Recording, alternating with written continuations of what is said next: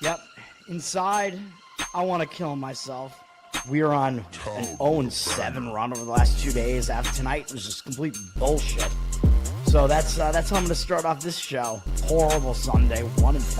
I don't even know what to tell you about that. I just don't want to do this anymore. I have never seen anything like this, man. With the slump continuing, 2 straight losses, not a good day at all. 0-4. I just have not had a good season, man. What can this slump that I'm on? The slump continues. I've reached a new peak, actually. I'm gonna burn my Bruins hat, man. I don't know what is going on with the Bruins. March 8th, is that what it is? I don't even know. It's March 9th, I think. Who even knows, man? I don't know what day it is anymore. I don't even know what day it is anymore, man. Back with you after the worst day that I could possibly have. Back with you, as I always am. Until I die, at least. 0-2 yesterday, and yesterday did not go well for me. 0-5. The worst month that I've ever had in my 18 years doing this. I don't know what to even tell you about this anymore. Broke the slump yesterday as the slump discontinues. The slump continues. Somebody fucking kill me, please. I don't even know what I should do at this point other than potentially end it all. What's up, everybody? It's Toad back with you. I keep almost saying better off dead. Toadstool Sports, whatever you want to call this show. We suck. The slump continues, whatever you want to call it. This is Saturday, November 15th. Thanks to all of you guys who were hanging out for the college football show last night. So I gave out 5 plays. I'll reiterate those in this show. I'm going to try to get this show done. I'm going to add 5 college basketball plays, which I feel like I'm almost going blind in college basketball right now because the market reads are like impossible in the morning. Like, once we get into conference play, that's really my jam because we get better situations. But hopefully my reads are on these. One of the lines is like moving. It's on the move, so I apologize for that one. It's a night game too. It's going to be the last one that I give out. So I apologize that number is getting out of control. I mean, that's what happens in college basketball. But I like that side. And then we do have, I'm going to give out 2 hockey plays as well. Jeffrey, what's up? TCU. Yeah, I agree with TCU. That's against BYU, I believe. BYU, yeah, just massively overrated. After taking their first loss this late into the season. I talked about that last night. Yeah, I agree with that one. Charles, what's up, man? Thanks for hanging out. Texas, I don't really agree with. I like the under in that game more than the side, as I mentioned last night, but I would probably lean to Georgia. I mean, Georgia just seems to have Texas's number. Both teams have good defense. Like, Texas has the better defense, but Georgia has an offense, and Texas basically doesn't. So, I mean, I think that's built into the line, of course, but I think that is probably a difference maker in that game. Although you could argue, I guess it's double revenge for Texas, but I really don't like that. Yes, sir, Toadstool. TCU and BYU is the holy war. TCU, why though? I don't know. TCU, TCU's Texas Christian, right? I forgot. I keep calling them TCU. I forget what TCU even means. Yeah, you're right. It's Texas Christians against the Mormons. Yeah, correct. That's the unofficial holy war. The actual holy wars are Utah versus BYU and Notre Dame versus Boston College is also called the holy war, even though like Utah versus BYU is Mormon versus Mormon, isn't it? And then Notre Dame and BC are Catholic versus Catholic, Irish Catholic versus Irish Catholic specifically. So I don't know. Yesterday we went 5-5. It should have been a lot better than that. College basketball was good. Hofstra was bad in the first half, but they made adjustments at halftime apparently, and they completely turned it on, and they were able to win pretty easily, so we got that win. DePaul was hanging in that game against Northwestern the whole time. They had chances to win that game outright. They didn't do it, but they lost by 2. They covered, so obviously I'll take that. Illinois against Colgate, that was a winner with Colgate covering. As I had said I think I said it on my Instagram video, I was basically thinking that Illinois just wasn't going to really try to push the issue, and I was thinking if Illinois stays kind of in the 80s here, we're probably going to get this cover, and I think that's exactly what happened. I think they ended up in the 80s, and Colgate wound up in the 60s. So, and I figured, I was like, Colgate just has to get like basically into the 50s, and I think they can cover this one if that happens. So they were able to cover it, even though they were never close to winning the game, obviously, but it was a massive spread, and Colgate was never really in danger of losing that, the spread cover there. Cal Poly was the one loss that we took towards the end of the night there in basketball.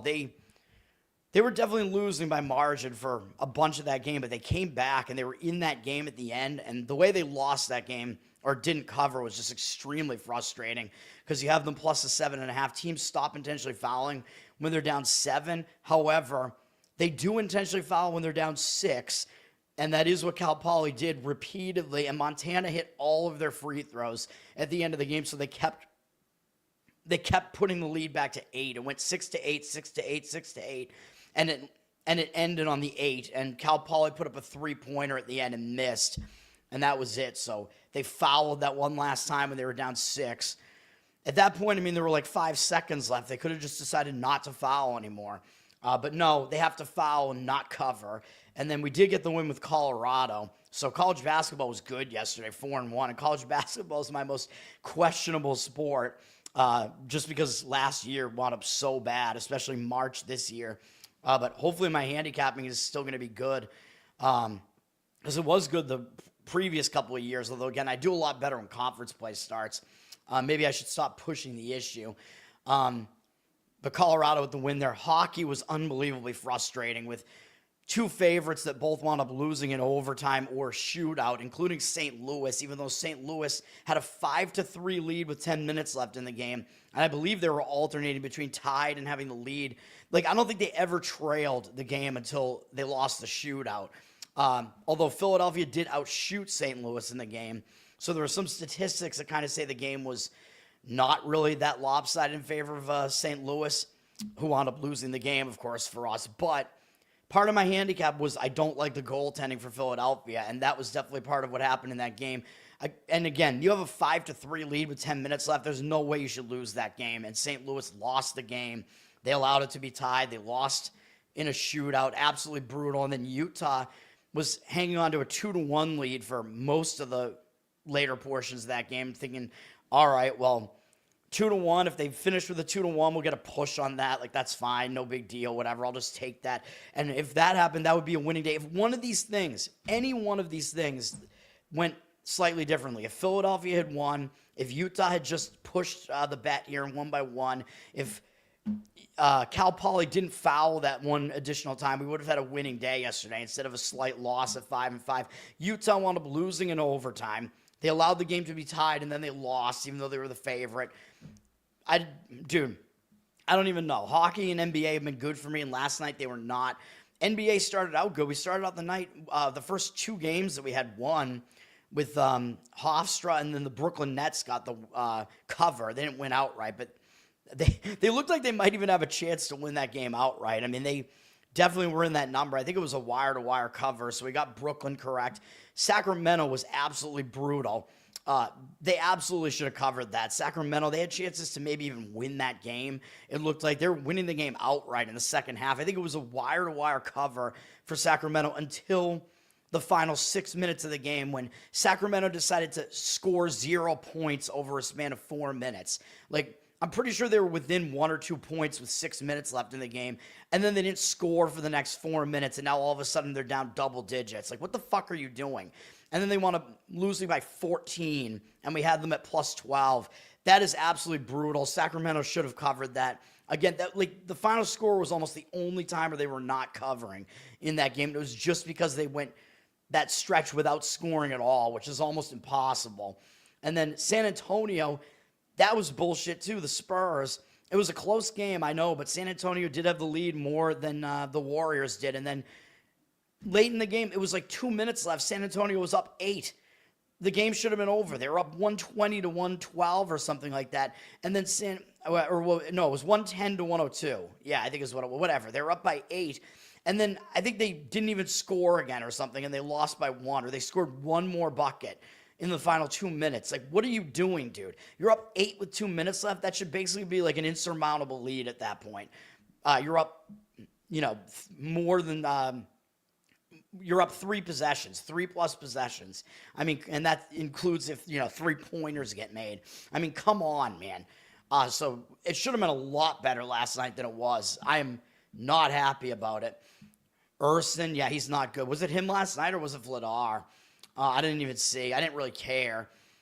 Cal Poly, yeah, they just needed to not foul again, although that was actually one of the least frustrating ones because I had written that one off as a loss because they were losing by margin for a bit, so I was like, they're not going to come back. Then they did, and then in the end, they should have won. Sacramento Kings was that one, and the Spurs were the worst ones because at no point did it look like they really should have not covered those, especially Sacramento. Like, Sacramento had that thing in the bag. That was ridiculous. All right, let's move on to today. College basketball. Oh, man. As I always say, I want to try to get this done quickly. I don't know if I'll be able to. I will talk about South Alabama and Coppin State just because this is one of these tournaments that's happening in St. Petersburg, Florida. It's on YouTube on the Field of 68 channel, I assume, at 11 a.m. Eastern. I don't have anything in this game, but South Alabama, they did beat Central Michigan, I believe, yesterday. No, 2 days ago. They played on Thursday, so that was a game in this tournament. South Alabama's undefeated, but really their only good win, if you want to call it that, is against Toledo, if that's even good. I'm not sure the Central Michigan is any good, but South Alabama did beat them. Meanwhile, Coppin State is 0-5, and they did lose to Central Michigan horribly yesterday. So, I mean, people are going to look at this. The public, if they look at this, is just going to be all over South Alabama because they're undefeated. Coppin State hasn't won a game. Coppin State got blown out by Central Michigan, and South Alabama beat Central Michigan. So it looks pretty easy to lay the points with South Alabama for all those reasons. And yes, they are the better team, obviously. They're an 18-point favorite, up from 17. So that's being built into the line. I don't love it. I mean, I'd be tempted to take the points with Coppin State, but the fact they're playing a third game in 4 days and they're on a back-to-back and South Alabama rested, both teams are used to this venue now. I don't love it, but I think that's the way people are going to handicap that. I think that that's like an obvious play, but it is not. No, absolutely not. We're not doing 3 hours. The games start at 12. I have to finalize my picks. I have to get Instagram videos out. I have to leave as well. No way. This is going to be the best bets. Let's get into it already, man. Let's go. And the first one up, we're going to fade a certain team that used to have this. Yeah, inside, I want to kill myself. I'm going to use that drop all the time, I think. Let's do it right now, man. This is going to be one of these massive, massive underdogs, and I know we're going against a team that likes to push the pace. I know, but we're going to take Ohio plus the 31.5. The line has gone up on this too, so you might even be able to get a better number than this. It's actually up to 32 on Louisville, but I think Louisville's got to be a fade here, man, even though, yes, this is an extremely high total, so it's going to make it more easy for Louisville to actually cover a number like this, but this number is really extreme. 78% of tickets, 92% of the cash on Louisville. Money looks like it's coming in on Louisville, but I think this is a sandwich spot, and I basically just have to do it. Hopefully Ohio can just hang within this number. I mean, Louisville, like I said, they do play fast, but Ohio also likes to play fast, so they're not really going to be out of their preferred tempo, at least. And I think Ken Baum has this number somewhere in like the mid-20s. So, I mean, Ken Baum, his numbers can be off early on in the season, but I do think this number is too high, especially given the situation. I mean, you know me, I'm a situational guy, and I think the situation calls for Louisville to just not want to push the pace here. This is like what I said with Illinois yesterday. Like, these teams know they're way better than their opponent, and they can come in, not really give a full effort here. And in a situation like this, you don't really want to give your full effort because you have bigger games surrounding this game, right? So in Louisville's case, I think maybe they can't really give their full effort because they might already be tired, but they also might just not want to do it because they know they can beat Ohio without their full effort. They don't need to cover here, so they just might not push the issue because they need to save their energy for bigger things. Louisville's coming off huge game, huge win of the season, rivalry game against Kentucky, and they beat Kentucky. That was a monster win for Louisville. So I do think this is a letdown spot because of that. That was a huge win. I believe it was on ESPN. I think I had it on my TV over here for a bit. monster win, man. Even bigger because it's that's a Kentucky rivalry. So that Louisville absolutely wanted that game. They got it. Now they got to play a MAC team in Ohio. And up next, they got Cincinnati, and that's a big game too because that's kind of a geographic rivalry there. Cincinnati, not too far from Louisville. And the other thing about that is that's a big conference game because Cincinnati's in the Big 12. Cincinnati, pretty good history with their basketball program. They're 3-0 to start this season. And this is also a neutral site game. Even though I guess it's in Cincinnati, but it's listed as a neutral site game. So I guess it's not at Cincinnati's home stadium, even though it's in Cincinnati. Either way, that's a huge game. So I think this is a sandwich spot. Ohio, they're off to a 1-2 start, but one of their losses was against St. Mary's. I mean, I don't think you can really blame them for a loss to St. Mary's. Yeah, their opening game was ugly. They lost to Arkansas State. That probably shouldn't have happened. Ohio was the favorite, but this is not football. Arkansas State is actually a pretty good Sun Belt team in basketball. Like, their last few years, Arkansas State was always in the mix to win the Sun Belt, so that loss isn't really maybe as bad as it looks. And then, of course, again, Ohio had to go out to the Pacific Coast and try to play St. Mary's. That just wasn't going to happen. They lost by 30. I mean, that was expected.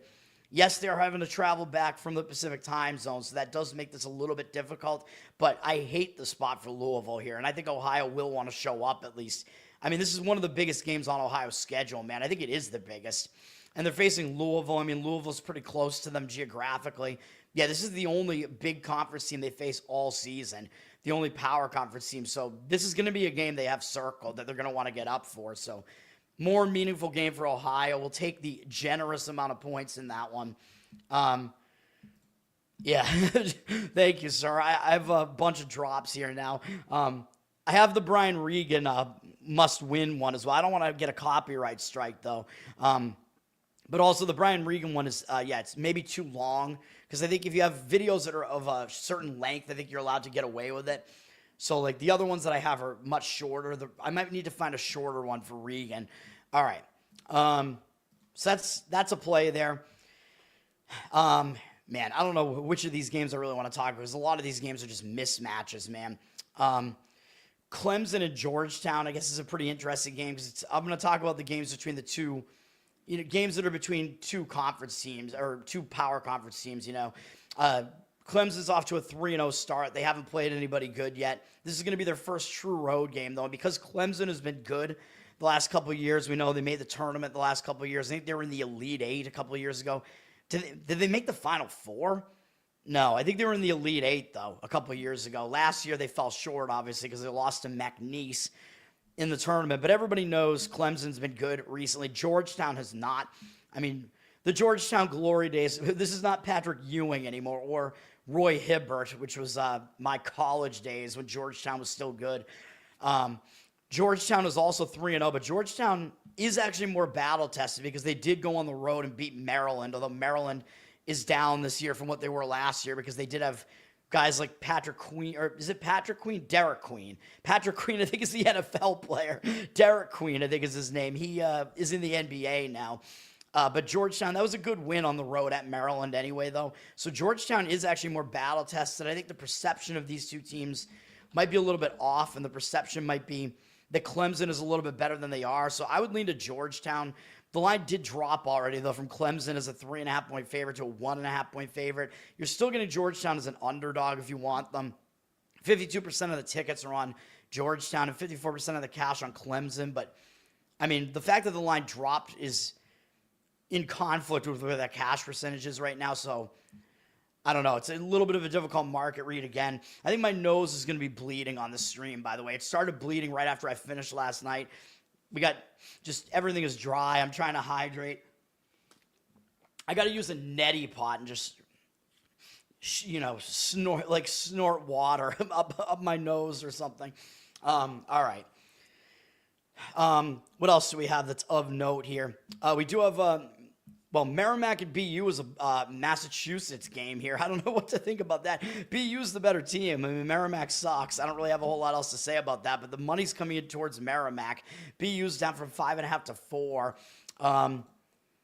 BU, they did just beat Brown. They're 2-1 right now. Merrimack is 0-3, so the public's not going to want anything to do with Merrimack, but Merrimack did have to play Auburn on the road, and then Tarleton State on the road. So they've had a fairly difficult schedule, and South Dakota State's not an easy out either.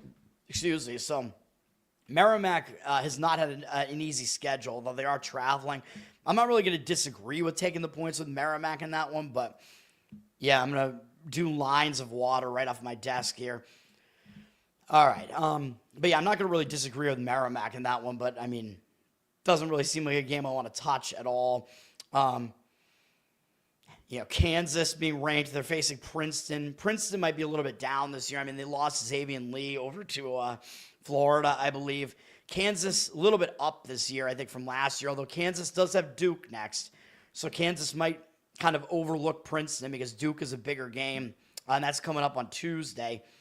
Definitely potential for a look ahead there. Princeton has some momentum right now because they've won 2 games in a row, although against a Bucknell team that we saw is not very good yesterday with my win on Hofstra, and then they beat a Division II team.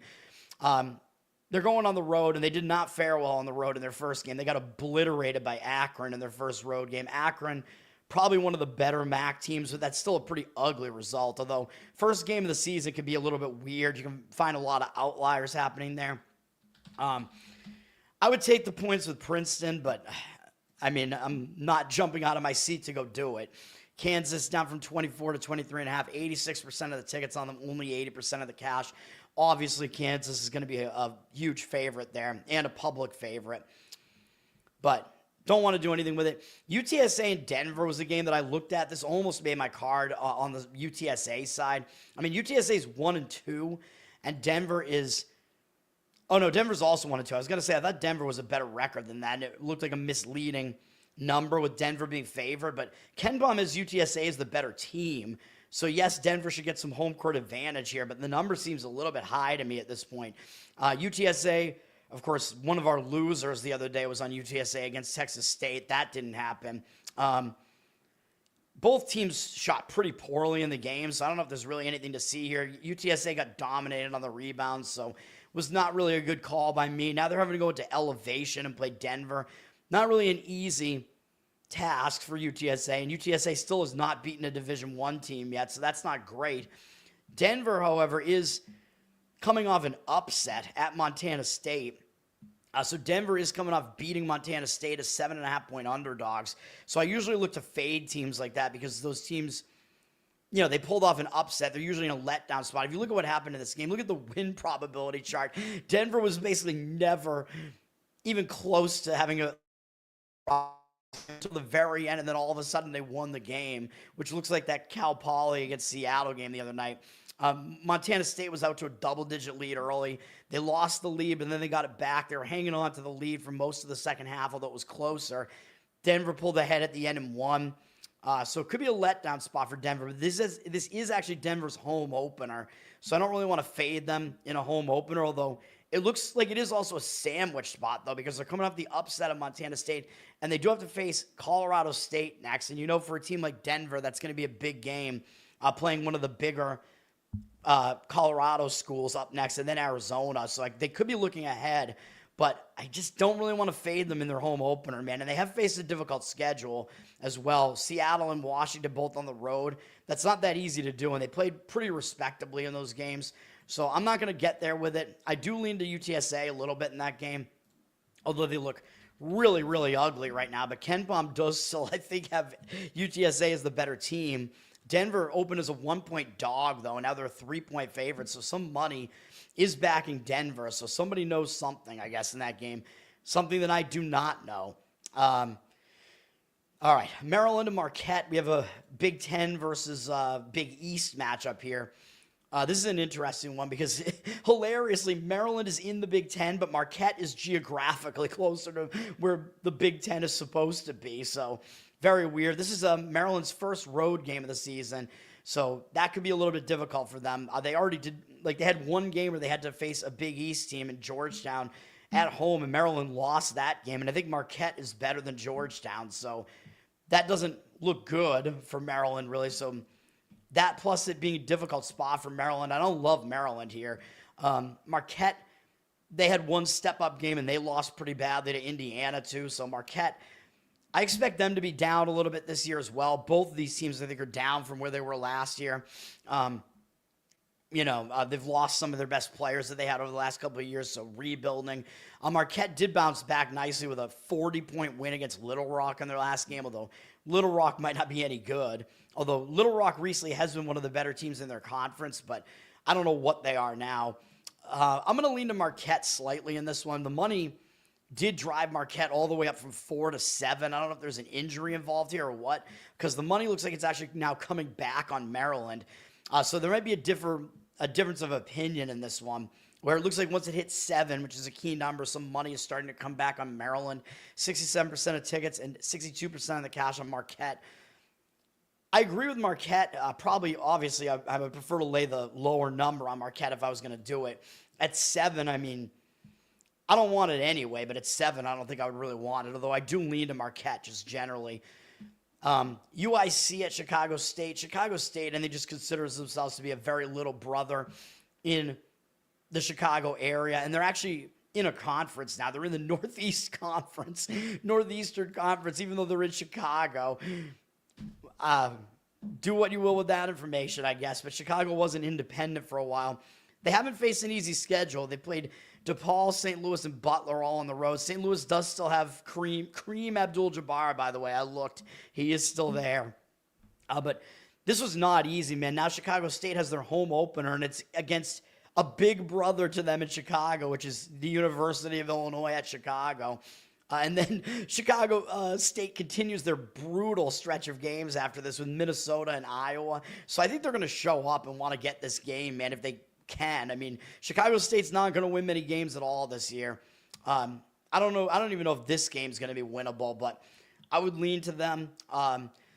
Illinois, Chicago's been kind of all over the place. They had to go out to Oregon State already, and then they came back. They bounced back nicely with a win over a Division II team or whatever. Now they got to go on the road again to Chicago State, although it is still in Chicago. They got some neutral site game, some tournament game or something against High Point up next, and High Point's pretty good the last couple of years. So I do think UIC might be in a little bit of a bad spot here. So I do like Chicago State in this one. They're getting 10.5 points down from 12.5. I would probably still take that if I was going to play that game. I do lean that way. Chicago State is just, they're a really bad team, though. So you just got to be aware of that. Maybe even too bad for me to want to actually give them out as a play. Stonehill at Loyola, Maryland. My guys from Stonehill, man, in Easton, Mass. They're also in the Northeast Conference after they moved up to Division I. I like Loyola, Maryland in this one. Stonehill played yesterday at Fairfield, and they lost the game in overtime. Stonehill took Fairfield to the limit, and Stonehill was an underdog in this game. Fairfield is actually, I think, kind of one of the better teams in the MAAC conference right now. Good game from Stonehill, man. I mean, they didn't go away. They were losing the game in the second half. They came back. They actually took the lead later in the game. Game went into overtime, and they fell short. And now with no rest, I don't love Stonehill in this game because of that. They do play Iowa State next, so it's possible they look ahead to that, and maybe they just don't take Loyola, Maryland seriously. Although, I mean, Stonehill's so bad. Like, how can they not take another team seriously? Loyola is coming off losing as a favorite at home to NJIT on Tuesday. 10.5-point favorites. NJIT, they're not good. And Loyola, Maryland somehow lost this game. I don't exactly know how. I mean, they were winning this game in the second half. They should have had the game put away. But NJIT didn't go away. NJIT won despite having a terrible shooting performance. Again, I don't see how Loyola Maryland lost this game despite winning the shooting percentages, although both teams were bad shooting, which a low-scoring game, I mean, the underdog's going to be able to hang in that game more often when it's low-scoring. But I think you're looking at a bounce-back spot for Loyola now. So I do like Loyola in this game. My only hesitation is that Loyola Maryland, not to be confused with Loyola Chicago with Sister Jean or Loyola Marymount out in California. But my hesitation here is that Stonehill is already familiar with this venue because this is a neutral site game. It's actually in Fairfield. I think Fairfield is hosting this. So Stonehill actually played here yesterday. So yes, Stonehill played yesterday, but they don't have to travel because they're playing in the same arena, I'm pretty sure. So that is the one thing that makes this a little bit less bad for Stonehill here.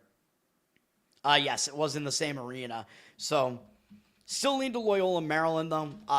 But if you want Loyola Maryland, they've already gone up from a 2-point favorite to a 7.5-point favorite. I mean, come on, man. I mean, this is what happens in these college basketball games. I mean, it's gone through the key number 7.5. It's unplayable at 7.5, dude. I mean, at 2, it could have been a steal. I mean, this is what happens, man. Like, when I was handicapping these games last night, like, back when, when I was betting and actually betting these games and had liquid money, like, you'd want to get on some of those games right away and hope that you beat the line move, because at 7.5 it looks like money's coming back on Stonehill. 50% of tickets, 98% of the cash on Stonehill. I mean, that's just too much of a line move through the key number 7. I do think Stonehill will lose that game, though.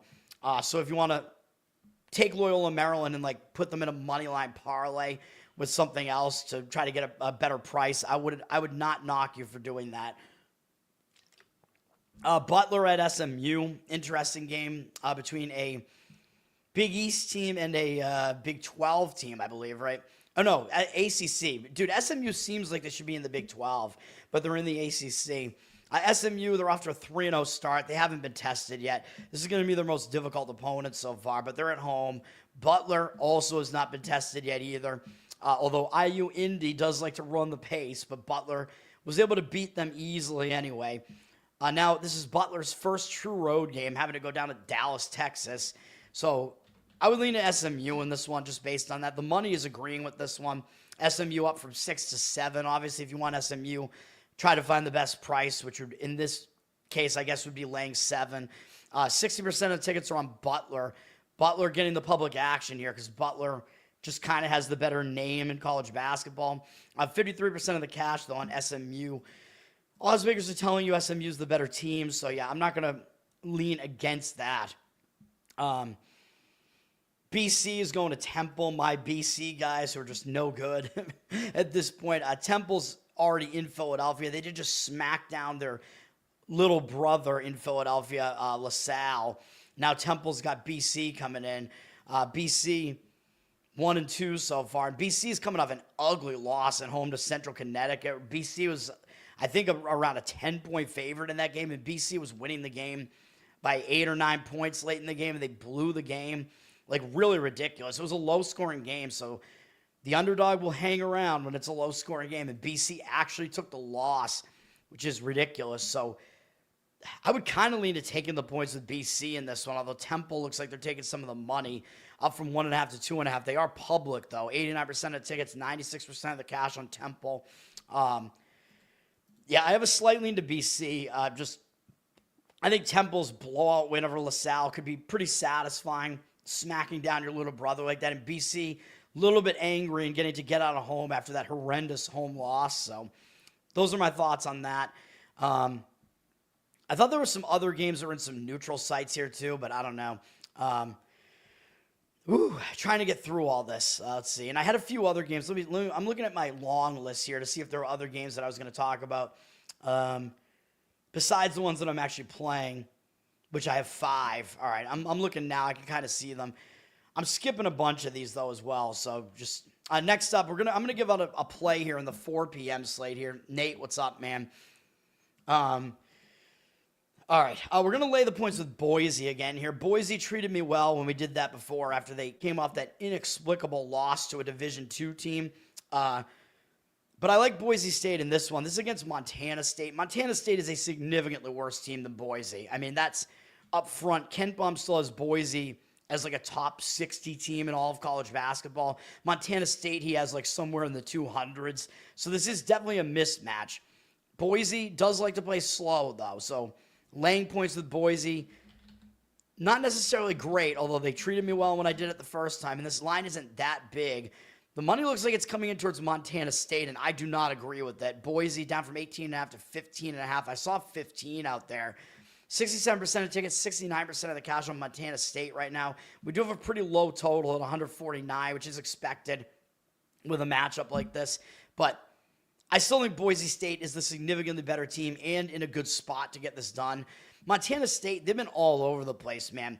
Yeah, that means they're battle-tested, and they played well against Colorado, so people are going to put stock into that, although Colorado, I mean, I know they won from me yesterday, but I don't think Colorado's that great. Now, Montana on Wednesday, they went out to the Pacific Coast. They played Stanford. Even though Stanford might not be that good, they're undefeated right now, and they're an ACC team, and they're a 14.5-point favorite. And Montana State had chances to win this game, dude. Montana State was winning this game with 8 minutes left in the game. They were winning by multiple possessions. They were still winning with 7.5 minutes left. With under 7 minutes to go, they were still winning. And the game was tied with 5 minutes left. And then Montana State just fell short in the end. They put up a huge effort here, man. Now Montana State has to go from Stanford, Northern California, all the way up to Boise after almost pulling off that upset. I just don't think they're going to be able to put in another effort like this. Even though Boise is a pretty big name as well. I don't like it at all. And Boise, the record is still being kind of impacted by that loss to Hawaii Pacific, which was ugly. But Boise got an easy win for us against Utah Valley. They bounced back nicely. Montana State, I mean, I don't know how they compare to Utah Valley, to be honest. I think they're probably pretty comparable. Montana State, 241st in the country. They do also like to play slow, though. So this is definitely going to be a lower-scoring game. He's got Utah Valley significantly better than Montana State at 119th in the country. So I don't know how much weight you should put into KenPom's rankings, really, but we laid around the same number with Boise against Utah Valley, and they won easily. And now we're getting basically the same number against a weaker Montana State team in a bad spot. Yeah, I mean, to me, it seems like it's a cheap price on Boise, and Boise's staying at home here as well. I know they have Wichita next. Wichita kind of stacked their roster this year, and they're off to a good start, although they face a pretty weak slate of games so far. So I'm not really going to say that's a look ahead for Boise there, because Wichita hasn't really done anything in the last few years. So we're going to lay it with Boise in that one. Okay. Other games that I might have wanted to talk about. We'll give out another play here because it's there in the 4 p.m. slate. We're going to take Fairleigh Dickinson, our good friends at Fairleigh Dickinson, who pulled off the upset against Purdue in the tournament. That's all this program is known for at this point. Fairleigh Dickinson was easily the worst team in that entire tournament field and the shortest team, and they somehow beat Zach Edey. And Zach Edey had a rebound go off of his face late in the game, too. I don't know how that happened, man. I still don't know. But it did not bust my bracket. I think I had Purdue losing in the Sweet 16 in my bracket that year, so I didn't really care. This spot, I think, looks decent for Fairleigh Dickinson. I mean, people are going to see that they're 0-3 and that NJIT is 2-1, and people are going to want to go, oh, my God, how are we only laying 2.5 with NJIT here, right? It looks too easy to do that, and the line did go up from 1.5 to 2.5. It looks so easy to do that with a 2-1 team against a winless team here, but you got to look at who these teams have played, man, early in the season. I apologize for shrinking the window there, trying to get it, in a better. Trying to get a better window set up there. I don't know. Fairleigh Dickinson, though, look at who they played this year, man. They played Iowa State on the road and Texas on the road. I mean, do you really expect them to have a good record after two? Those are 2 of their 3 games. And their other game was a more winnable game at St. Peter's, but still St. Peter's was a favorite, so FDU was not expected to win that game. So they're a very expected 0-3, and it does mean they're pretty battle-tested. I know this is a 4th straight road game, and that's not that easy, but they're coming back to New Jersey, which I believe is where FDU actually is, in New Jersey, so at least they're in their home state here. I don't know which of these teams considers themselves to be the littler brother, although NJIT went from being unaffiliated to being in the American East, so they're actually in a conference that's considered to be better than the Northeast Conference, so Fairleigh Dickinson might play with a chip on their shoulder for that reason. And NJIT is the team that beat Loyola Maryland in that game that I was talking about, where they pulled off that upset in Maryland of a 10.5-point magnitude there. And NJIT shot terribly in the game, although I know if you shoot terribly and you still win the game, that's a sign that you actually could have won by even more. But this is a big upset for NJIT, man. I mean, they pulled off a double-digit upset. Now, yeah, they're coming back home. They're 0-1 at home, though. They did lose to Fairfield at home, so NJIT not off to a good start at home. I mean, these teams are both really bad, so, I mean, they're teams that you generally don't want to really have anything to do with, but in this spot, we're going to take the points with FDU. I just think that it's one of these games where the line makes it look too easy to take one side. I mean, you got to look at the strength of schedule, which, of course, Fairleigh Dickinson has a way stronger strength of schedule. Ken Bum does have them terrible, though, like in the bottom 15 in all the country. Has them as a pretty unlucky team, though, and I'm guessing he has NJIT as lucky. Yeah, so he has NJIT 20th in the luck index and 284th strength of schedule, whereas for Fairleigh Dickinson, who's only like 5 ranking spots lower than NJIT, he's got them as having the 21st most difficult schedule so far and 256th in luck. So basically, NJIT is overperforming. Fairleigh Dickinson's underperforming. Fairleigh Dickinson does have one of the worst defenses, though, so something you do have to worry about. NJIT does have the better defense, but I still like the spot, man. And yes, NJIT does play slow, and Fairleigh Dickinson likes to play fast, so there is a little bit of a pacing contrast there, but neither of these teams are very good, so I don't know if I see one team necessarily dominating the pace in this game. All right. What else was I going to say here? Pacific and Cal State. This is an interesting game to just talk about. Just because Pacific, they went to Nevada and they hung within that game. They, as 13.5-point underdogs, they only lost by 1, and they could have won this game against Nevada. They bounced back against Long Beach State, but they were a huge favorite in this game against Long Beach State. So Pacific, coming off that game against Nevada, you kind of expected Pacific to not do as well at home. And, yeah, that is what happened. They almost lost as double-digit favorites. So after they almost won as double-digit dogs, they came back home and almost lost as double-digit favorites. So now I think they're in a spot where now they're staying in California even though they're going on the road. I think they're actually in a refocus spot, like a bounce-back spot here. Cal State Fullerton, not as good this year. I know this is their first Division I home game, though, so they might still get up for it. But I think Pacific, they're the better team, and they're in the bounce-back spot here. So I would lay the points to Pacific, although the line has dropped from 7.5 to 6. So what do I know, man? Maybe I know nothing about college basketball. So the money is kind of, or the line movement at least, is kind of saying to actually take the points with Cal State Fullerton, but I wouldn't do it. I would lay it with Pacific, but not going to be one that I want to get involved in at all. UConn and BYU is the big game of the day, man. Getting into the night slate here, prime time on Fox. This is a huge game, and this is in a neutral site game. This is in Boston at the TD Garden, the Titty Garden. No, I'm not going to this game.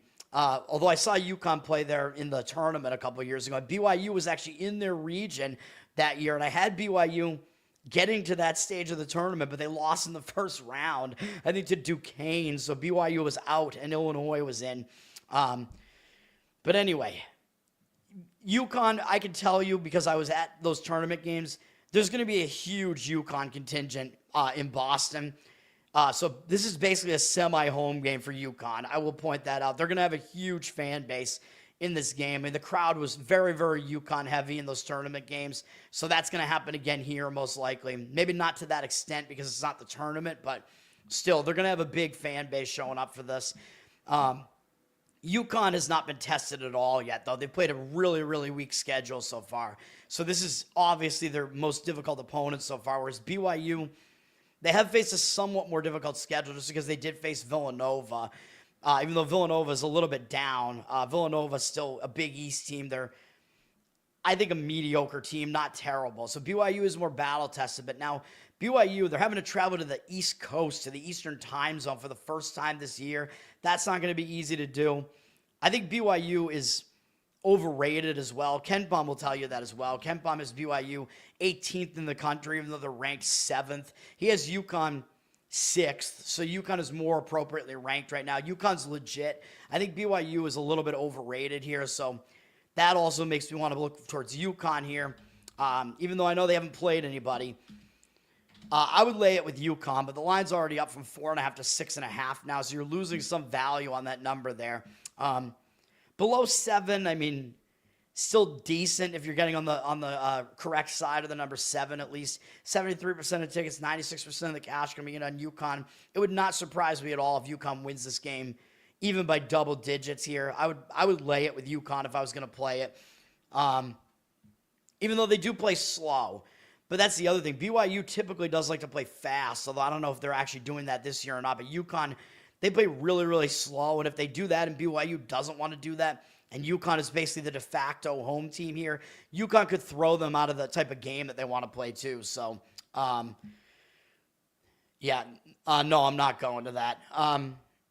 The Titty God, and yeah, Mark Lawrence likes BC in college football. I don't disagree with that one either. I talked about that one last night. It's kind of a weird spot for Georgia Tech, and it is somewhat cold up here now, although it's not snowing or anything like that, but it's in the 40s up here today. So maybe not ideal for one of those southern teams. Oklahoma, Nebraska, we got a big game here between these two on Big Ten Network. So Big Ten Network carrying a game with one Big Ten team against an SEC team. This game is a neutral site game as well in Sioux Falls, South Dakota, which probably is the site probably favors Nebraska a little bit because Nebraska is closer to it than Oklahoma is. Nebraska, I think, has a big contingent in that area too, so they probably have more of a crowd here. Oklahoma has faced one difficult team. They had to go up to Gonzaga. I mean, no shame in losing to Gonzaga. They're a very good team. Oklahoma having to do that on the road, that was not easy for them. They've beaten two cupcakes otherwise, so not a whole lot to read into with Oklahoma here. Nebraska is 3-0. I don't know why I just downloaded this website for me. Fuck you, Firefox. Nebraska hasn't faced anybody of note yet, and this is going to be their first game outside of home, I believe. So Nebraska has played all home games so far. So Oklahoma is more battle-tested, and they're more road-tested. So that's maybe a little bit of a concern if you do like Nebraska here. Nebraska has flipped from a 1-point dog to a 1-point favorite here. 62% of tickets, 64% of the cash on Nebraska. Money somewhat indicating on Nebraska, although it's still a pick-the-winner situation. I probably lean towards Oklahoma, though. I mean, again, it's Nebraska's first time playing outside of their home stadium, I'm pretty sure. Oklahoma, again, they do have one game that did battle test them a little bit, so that would kind of be my opinion in that one. All right. Okay, let's give out another play here. Don't have that many left, but next up, we're going to take the points with Bethune-Cookman. I have one other play besides this one. This is going to be a fade of Dayton. I think Dayton is in a sandwich spot, man, which is why we're doing this. Actually, you can get 20.5 now, so scratch that. Hold on. The number moving against me, as usual, but we'll take the better number here. Giving it out right now. You can get 20.5 on Bethune-Cookman now. Dayton up from 17.5 to 20.5. They're public, 67% of tickets, although 72% of the cash on them. But public is kind of relative because I don't think the public is really even looking at these games in college basketball. They're not going deep into the college basketball board when there's football going on. Let's just put it that way. So the ticket percentages actually are more indicative of professional money in these college basketball ones right now, unless you see a very, very wide variance. But I'm going with my situational handicapping here, man. I know Bethune-Cookman is bad, but they're not really like this total like doormat. Like they're 221st in the country, according to KenPom. They're one of his most unlucky teams in the country at 351st in luck. So that means Bethune-Cookman is actually better than the record looks. And 15th in strength of schedule. So Bethune-Cookman is very battle-tested at this point, whereas he has Dayton much less battle-tested right now, even though, yeah, they're a better team. They're 69th in the country, but that's not great. I mean, they're not the Dayton of the last few years where Dayton was like a tournament team or whatever. Like, I mean, they couldn't make themselves a tournament team this year, but they're not really one of those teams. Like, Dayton was like breaching like, the top 25 with the last couple of seasons or a couple of seasons ago. That's not the case now. He does have Dayton unlucky as well, but not as unlucky as a Bethune-Cookman. And Dayton just hasn't faced many difficult teams yet at 264th in strength of schedule. The other thing is Dayton plays slow, which I think Bethune-Cookman also does. Bethune-Cookman likes to play mid-tempo, really. Dayton plays slow, but playing slow is a big favorite. It's not really something that you want out of a favorite. And I do not like the spot for Dayton because they just came off a huge game against Cincinnati. That's an Ohio rivalry between Dayton and Cincinnati, and Dayton took their first loss of the season. So I don't like them coming off of that, even though it was a double-digit loss. That's still a game they get up for, man. That was still a big game. the game was still fairly close later in the game. At least in the second half, Dayton was close in the final 10 minutes of the game. They're coming off that. They have to come back home and get this ugly Bethune-Cookman team that they probably won't care about beating by margin, and they got to play Marquette on the road on Wednesday. So this is a sandwich spot. I mean, Marquette, a Big East team, that's a bigger game as well. For Bethune-Cookman, I think they will want to get up for this. And Bethune-Cookman, like I said, they're battle-tested. They already went to Auburn. It actually took them to overtime. I mean, I think Auburn just wasn't paying attention. First game of the season, kind of a weird outlier. Of course, I went with Auburn in the game after that, and I faded Bethune-Cookman after that, and I got them both right.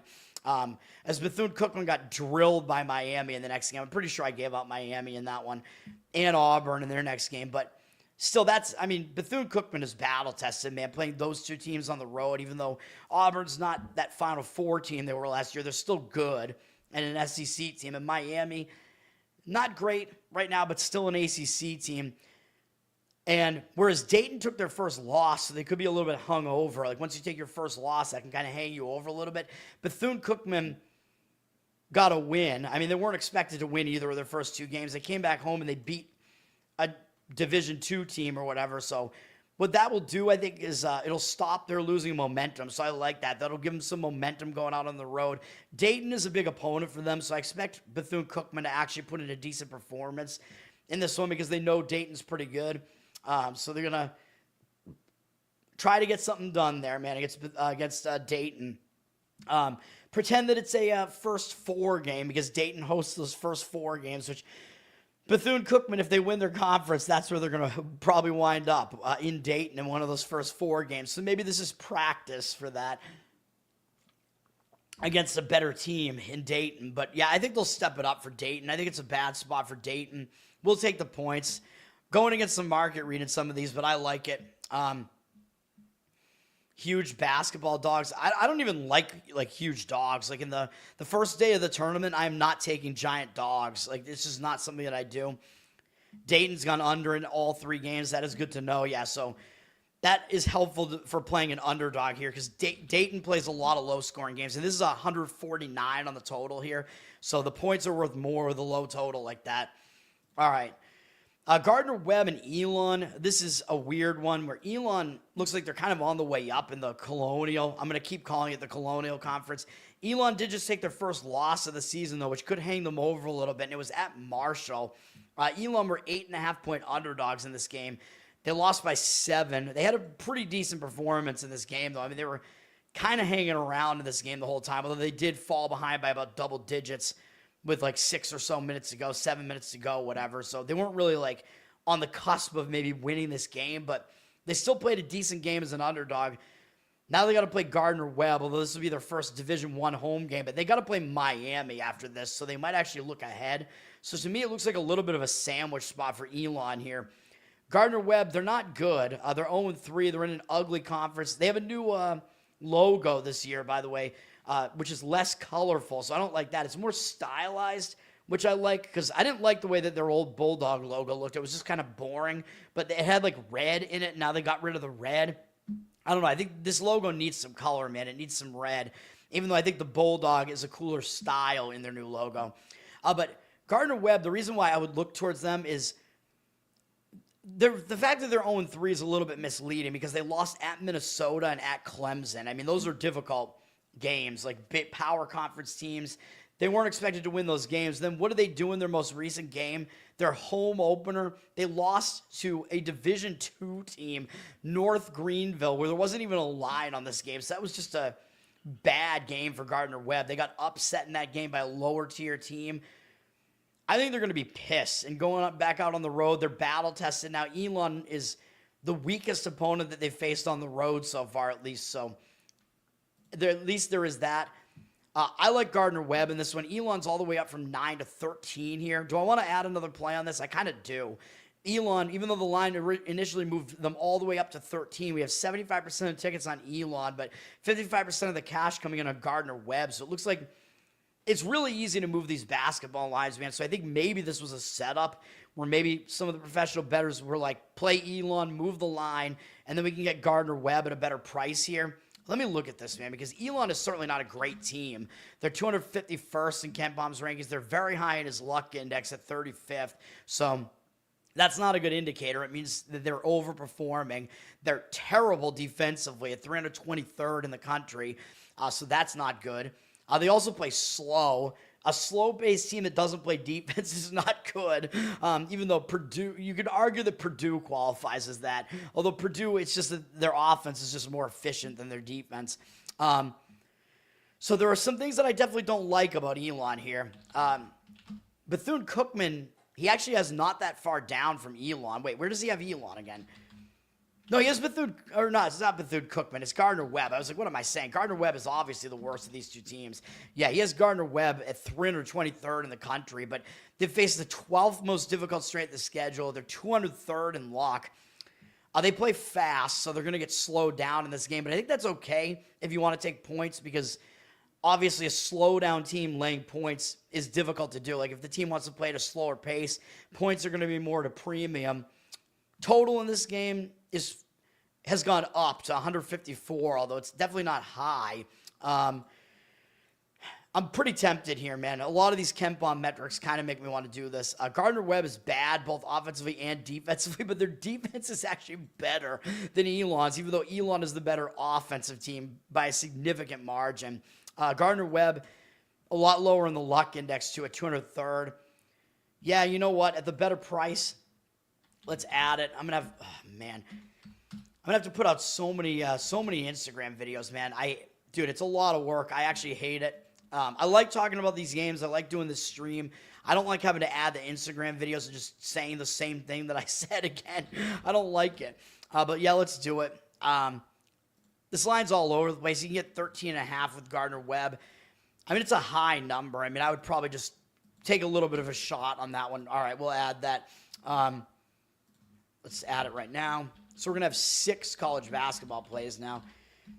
Hopefully my college basketball is not way off. I feel like, again, I almost feel like I'm blind with college basketball, and it just, I don't feel confident with my college basketball at all, so I don't love that. But Gardner-Webb, plus the 13.5, like, I do feel confident in college football, and sometimes my college football goes haywire, though. So I feel really confident with my college football today, though, where I left some of my games off the card.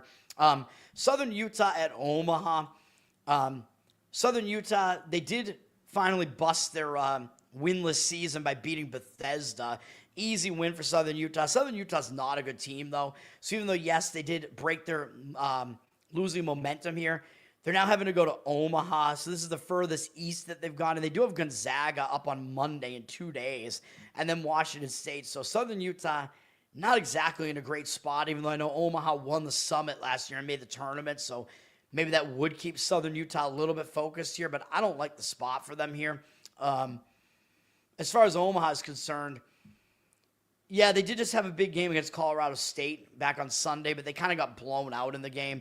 So it wasn't a close game. They were not like hanging around in this game and almost on the verge of an upset or anything like that.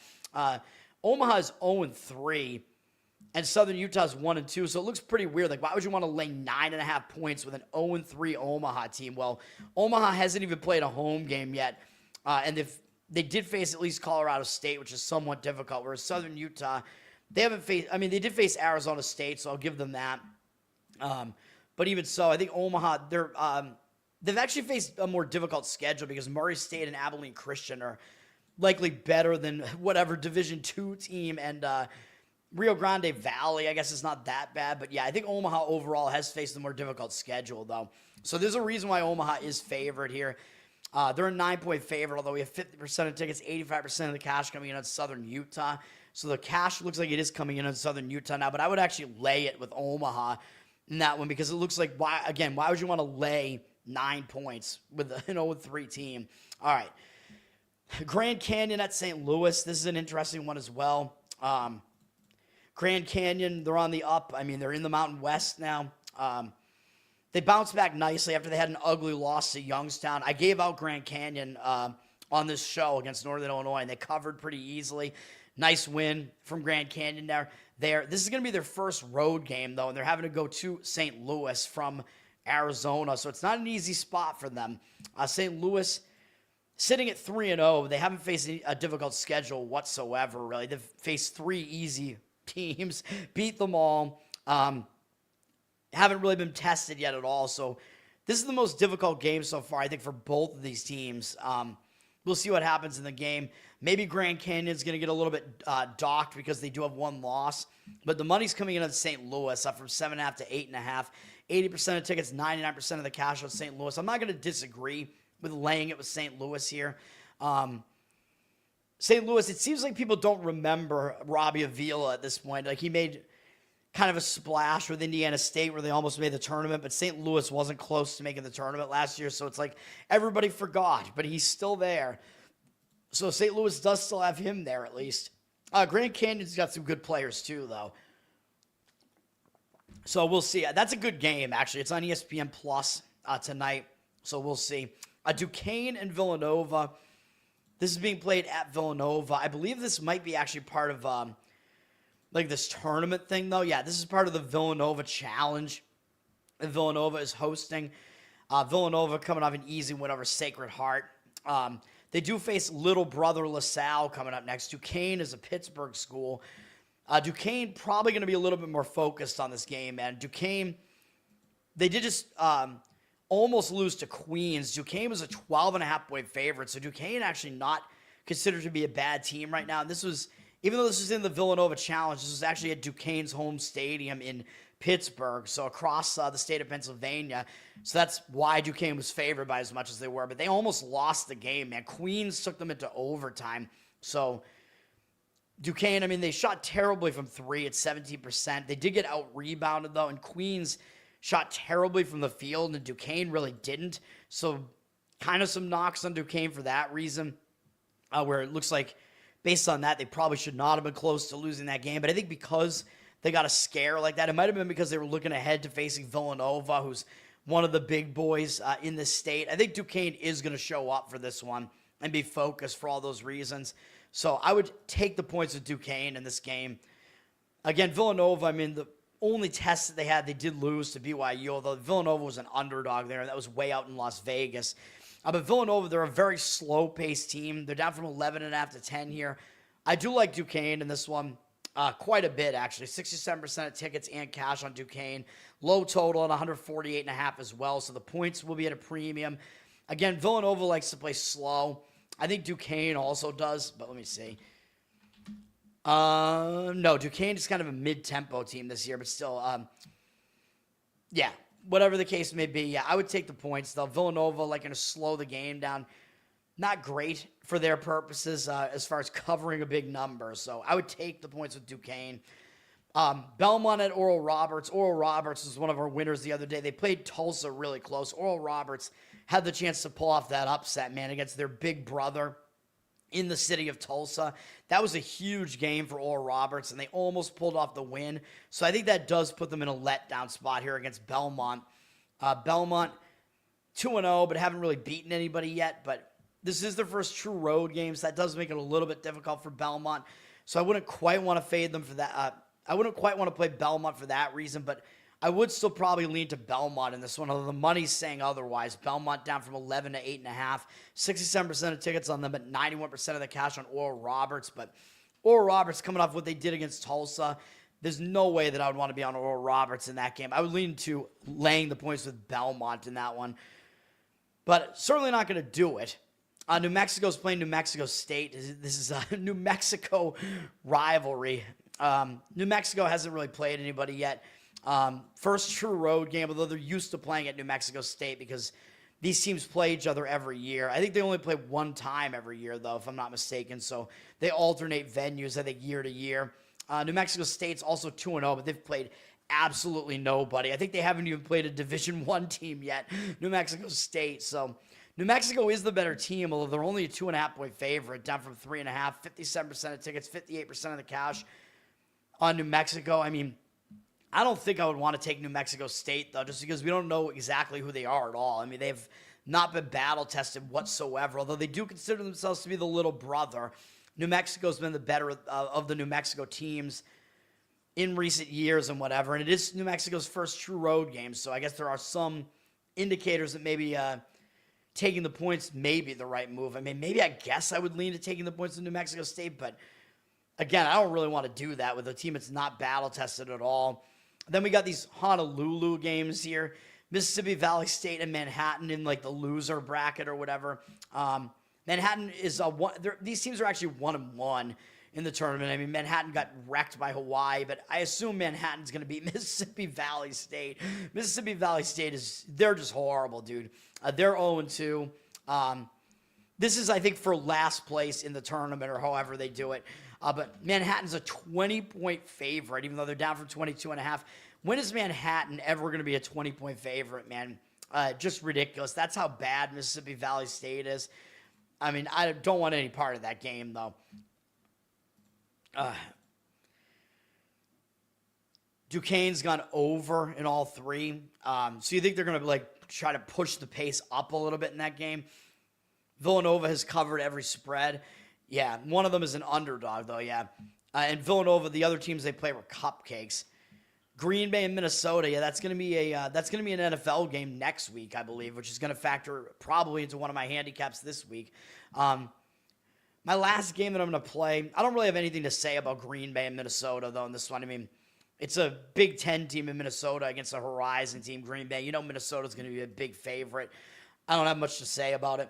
But I will give out a play in UC-Irvine -9, and this is the spread that's getting out of control. So I apologize. If you don't want to play it at 11.5, that's fine. But it actually opened at 6.5, although I never really saw the number at that. To me, it was at like 9 when I first saw it. It was at 9 this morning, too. Now it's at 11.5. The money likes UC-Irvine. I just think the spot is really bad for Weber State, too, although Irvine is also the better team.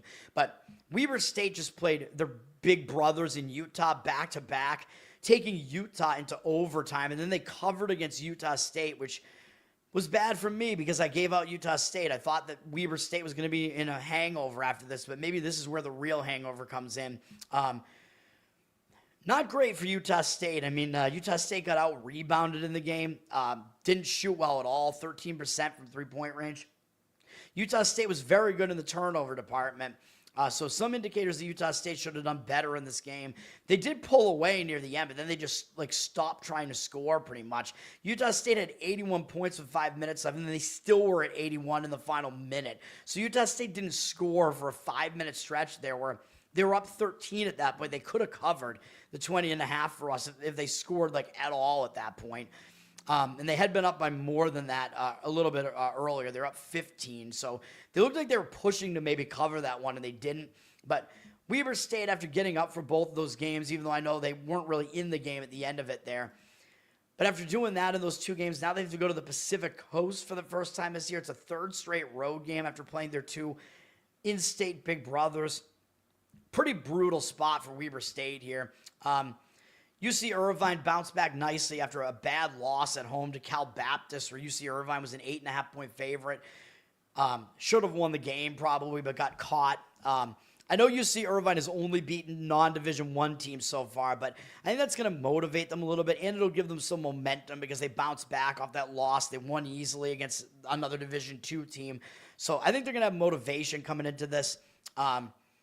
They lost their first Division I home game. They're going to be pissed. They're staying at home. They played at home all season so far. So the travel spot's a lot better for UC-Irvine. They got some new momentum here. I think they'll get it done. We're laying it with UC-Irvine in that one. All right. And then Hawaii-Utah Tech is the final game in that Hawaii tournament, which Hawaii's up to a 17-point favorite from a 14.5-point favorite. The tournament is designed for Hawaii to win it, man. That's just what it is. I don't know where is Chaminade, man. Chaminade usually plays in that tournament, I thought, because I believe they're a Hawaii school. Even though they're non-Division I, sometimes they have some surprises. I don't know where they're at. Anyway, that's going to do it for college basketball. All right, let's get into we have NHL and then NBA. I don't have anything in the NBA. NHL, I'm limiting myself to 2 money line plays that are actually in like a solid like range that you want to actually play them in. First one up is at 5 p.m. We'll give it out right now. It's the best bets, baby. The whole show is the best bets. We're going to take Tampa Bay on the money line against Florida here, which Jeffrey probably likes this one. we'll fade Florida. Florida's a fairly public side at 67% of tickets, only 57% of the cash, up from -127 to -133. So you get a nice underdog price on Tampa Bay here. I mean, the crux of this is that this is a huge playoff revenge spot for Tampa Bay. So not only is it a Florida rivalry, but Tampa has played second fiddle to Florida for multiple seasons now. And you got to think Tampa Bay is going to be extra motivated here because the last time they played Florida, Florida was eliminating Tampa Bay from the playoffs last year. So, Tampa Bay has this game 100% circled. So I like Tampa Bay. And even better, they're coming off a really hideous loss to the Rangers at home. And, we talk about how good the Rangers are on the road, which that might have been one of my wins, actually. I think it was, right? Because Tampa had beaten Vegas, finishing a road trip. They returned home. They beat Washington. And then they had this huge Florida game up next. So I'm pretty sure I gave out the Rangers in that game. It was good. We got it done with the Rangers in that one. Now, Tampa, not only are they coming off a real horrendous loss, but they've had multiple days off to regather themselves or, pick themselves up off the mat. I think that's good. You have multiple days off after you have a bad loss like that, like an ugly loss, not in a game that was considered to be a big game or anything like that. So I think the extra time off will help them as well. It also might mean that Vasilevsky will be back in net again here for them. Although usually he doesn't play that many games in a row, but because they've had multiple days rest, he might actually be in net here. Florida, they're still going to get the public action, man, because they still have the slightly better looking record this year. They're still the back-to-back returning champs. Florida is still going to probably have Bobrovsky in net here, who is their better goalie because he didn't play on Thursday. But they do have less time off, and Florida did just return home from a road trip, and they somehow were able to get the job done anyway in a pretty bad return home spot where they had gone out to the Pacific Coast. I think a lot of times you do get distracted when you come home in a game like that, but they won anyway against Washington. That's a decent win.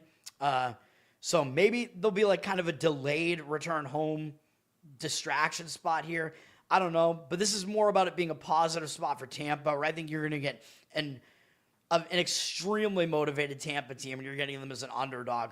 Debatably, it's a letdown spot for Florida after two big wins against Vegas and Washington as well. We're going to go with it. Tampa Bay is the first of my two hockey plays there. Yep. Hell yeah. Yeah, there are going to be fights in that game, almost undoubtedly. All right. The rest of this hockey board, man, Anaheim at Minnesota. I talk about how Minnesota's overrated, but it seems like Anaheim is so overrated that Minnesota is actually favored against them. Minnesota down from -140 to -133, but Anaheim's getting the tickets because Anaheim has a good record this year, and Minnesota doesn't really. 55% of the tickets are on Anaheim. I think Anaheim is pretty overrated right now, and 65% of the cash coming in on Minnesota. This is the overrated bowl, if you want to call it that. So Anaheim, they have taken two losses now on the road, man. And I told you it was kind of a hangover spot after they lost to Colorado, and that broke a long win streak of theirs. Sometimes it does have a hangover effect, and it did. And they lost to Detroit. Now, yes, I guess they should be motivated to try to get a win to finish the road trip, but they're coming off two losses against two pretty difficult opponents, man. So I don't know. The market read is saying Minnesota here. It looks weird to see Minnesota being a favorite. As far as Minnesota's concerned, they did just lose to San Jose at home, which is a very horrendous loss. And they have multiple days off here. So they've been off since Tuesday. So Minnesota has no travel, have a lot of rest, and they're in a pretty big bounce back spot. So I think the reason for Minnesota is just that it's a more positive spot for Minnesota there. So I agree with Minnesota there. I don't want to play it. My Boston Bruins, they could be in a very similar hangover spot if they'd won 7 games in a row and they finally lost a game to Ottawa, unfortunately. With Korpisalo in net, though, so we'll be Swayman back in net for this. So I think both teams actually had their backup goalie in net in that Ottawa-Boston game there. So I don't think it was Ullmark or Swayman. So that rivalry was not in play in that game. Bruins coming off that game. Now they got Montreal. This is an original 6 matchup. These teams hate each other. I will tell you right now that Montreal looks like they're pretty decent again, Boston and Montreal really, really don't like each other. It's one of the bigger rivalries in hockey, and it has not really been heated for a while, though, but maybe it'll start getting that way again. But I do think the Bruins are going to be a bit hungover after that loss, man, after not having lost for quite a while. Montreal, they're still the better team here, as the odds makers are telling you. Montreal's off 2 losses, and not only are they off 2 losses, but they lost by a combined 12-1 in those losses to LA and Dallas. That is just really, really bad. I think they're going to be in a bounce-back mode here after how ugly those losses were, and they're just staying at home. So I would lean to Montreal in this game. This one is close to a play for me. They're down from minus 175 to minus 160, but 59% of tickets, 80% of the cash on Montreal. I'm tempted to add this as a play, to be honest. I don't know, man. I mean, if you want to play this one on Montreal, you gotta do some sort of split bet thing on it, though. I'll skip it, but yeah, I do like Montreal on that one.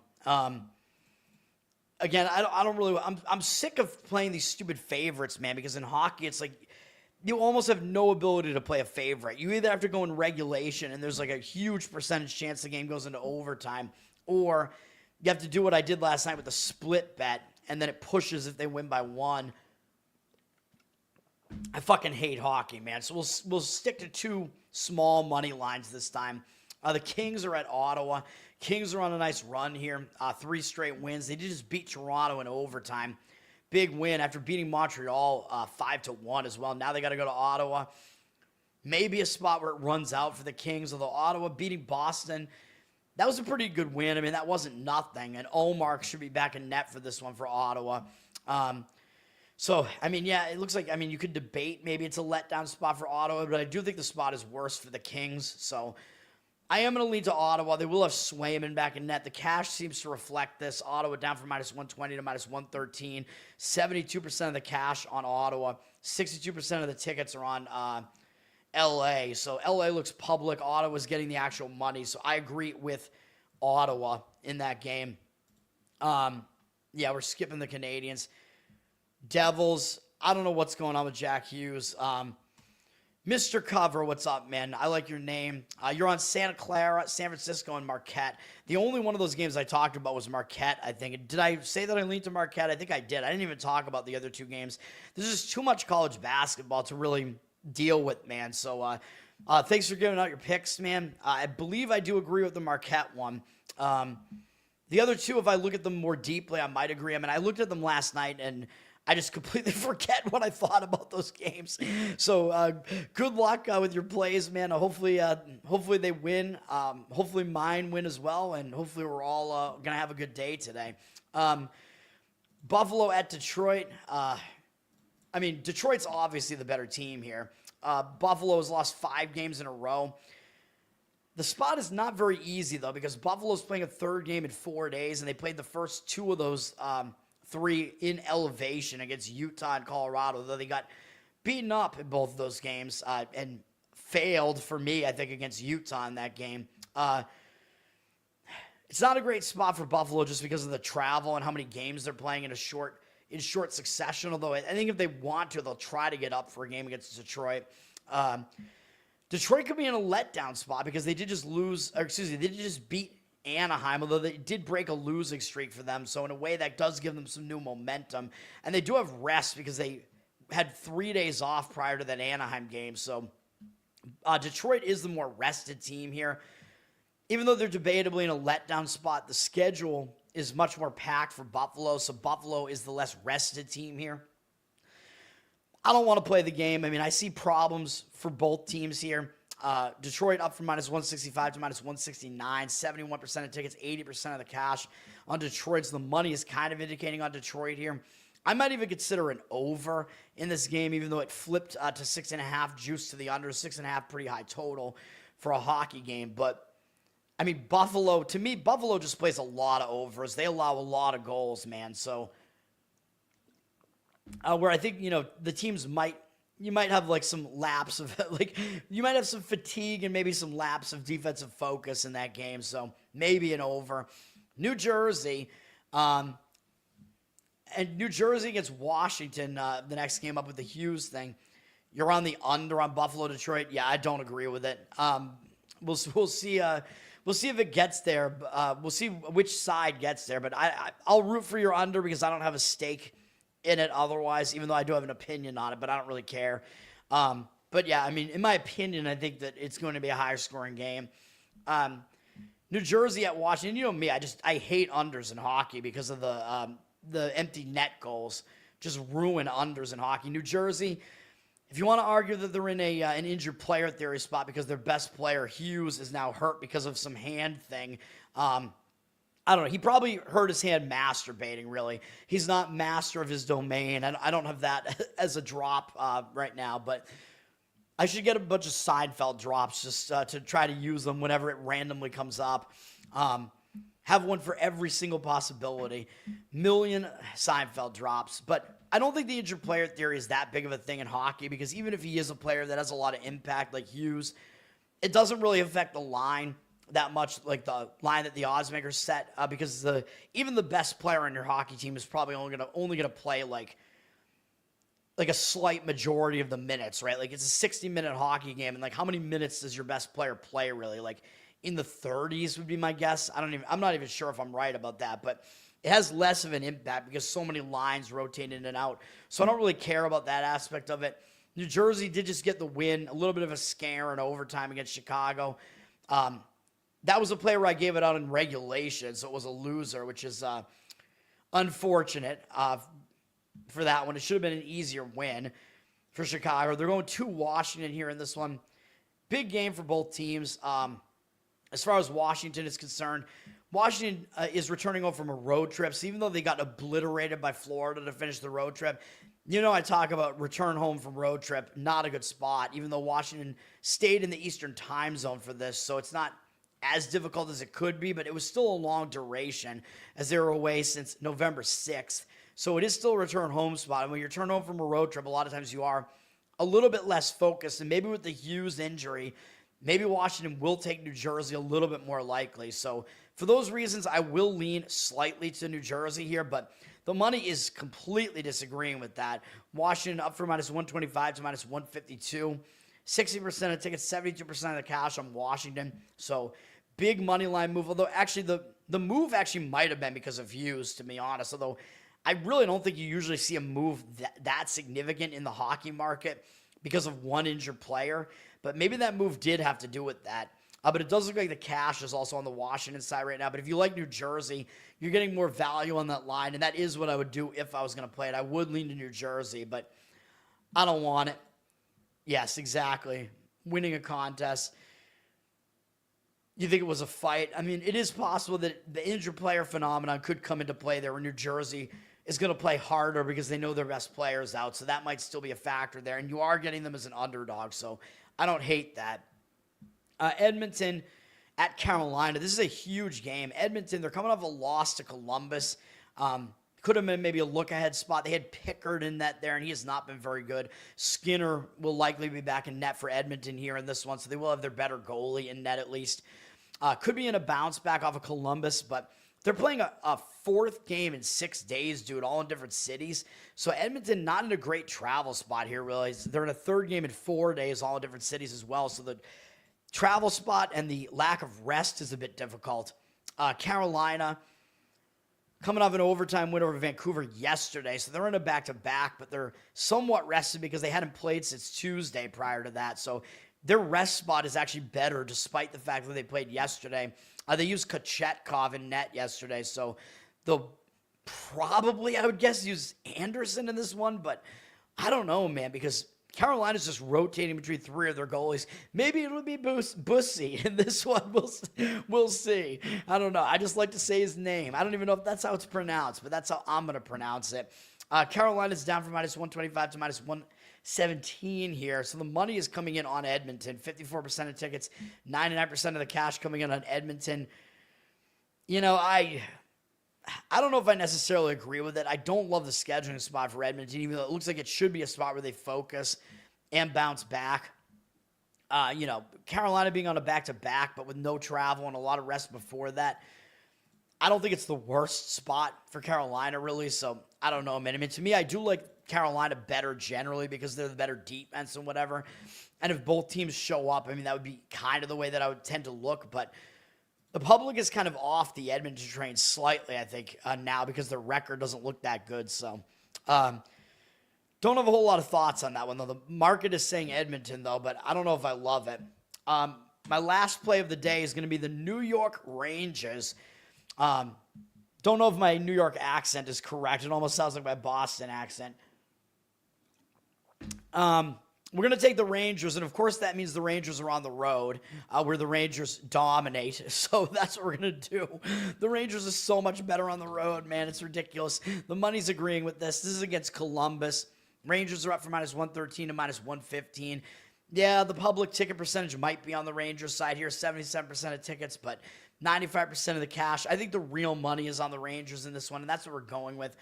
If you look at the records here, Columbus actually has the better overall record at 9-7-1, Rangers 9-7-2. So laying a favorite with the Rangers still looks a little bit strange based on that, because, again, why is the team with the worst record a favorite on the road? Odds makers are telling you the Rangers are actually the better team.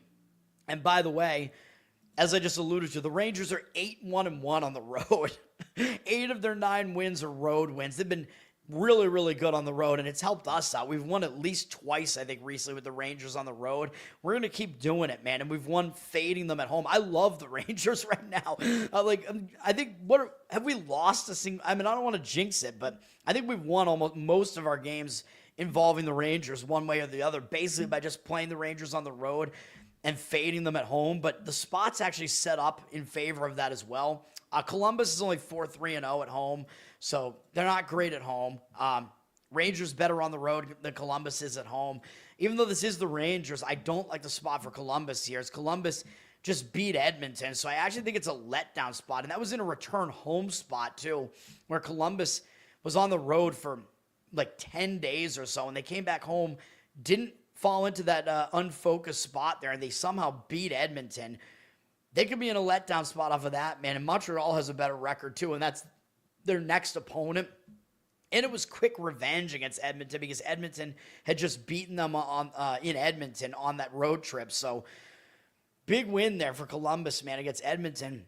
Now they get this New York team, the Rangers, that look mediocre right now, and it could be a look ahead to Montreal just because their record's better. So I think the spot, it's a tricky spot for Columbus, man. For the Rangers, I think it's a decent spot, even though you could argue maybe it's a letdown spot because they hammered Tampa Bay on the road in their last game. But the Rangers have multiple days off here. Yeah, that could hurt their momentum a little bit because they've won 2 games in a row, but I don't think they're really going to be overconfident coming into this. I know they do play Detroit tomorrow and then Vegas, but this Ranger team, they got to start racking up some wins, man. So I don't actually think it's that bad of a spot for them here. Tampa Bay has been kind of mediocre this year anyway. I think it's at least a negative spot for Columbus, and the Rangers are just that good on the road. So we will take the Rangers in that game. Again, you're going to Wake Forest and UNC. Boo Belichick, although I have an opinion on North Carolina covering in that game. Not one of my plays, though. So hopefully that game is fun. It's a big North Carolina rivalry. Whew, man. This game, these shows take a lot of effort, man, especially when I did one last night. College basketball is going to be the death of me. Hopefully we get wins in college basketball because, again, I don't feel very confident at all in college basketball. Toronto at Chicago. This is a weird one. Toronto, I think they're probably better than their 8-2 record is, although I think Matthews might still be out. As people were pointing out, Matthews has been hurt.